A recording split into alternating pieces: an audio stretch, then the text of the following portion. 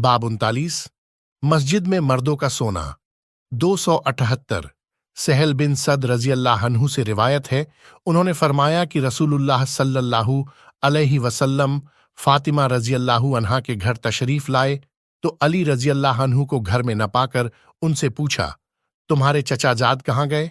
उन्होंने अर्ज किया कि हमारे बीच कुछ झगड़ा हो गया था, वह मुझ पर नाराज होकर कहीं बाहर चले गए हैं, यहां नहीं सोए। तब रसूलुल्लाह सल्लल्लाहु अलैहि वसल्लम ने एक आदमी से फरमाया, देखो वह कहाँ है? वह देखकर आया और कहने लगा, ए अल्लाह के रसूल सल्लल्लाहु अलैहि वसल्लम, वह मस्जिद में सो रहे हैं। यह सुनकर आप मस्जिद में तशरीफ से चादर ले गए, जहां अली रजी अल्लाह अन्हु लेटे हुए थे। उनके एक पहलू गिरने की वजह से वहां मिट्टी लग गई थी। रसूलुल्लाह सल्लल्लाहु अलैहि वसल्लम उनके जिस्म से मिट्टी साफ करते हुए फरमाने लगे, अब्बू तुराब उठो, अब्बू तुराब उठो।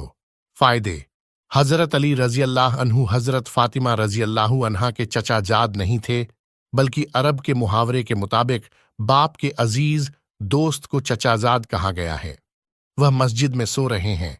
यह सुनकर आप मस्जिद में तशरीफ से चादर ले गए, जहां अली रजी अल्लाह अन्हु लेटे हुए थे।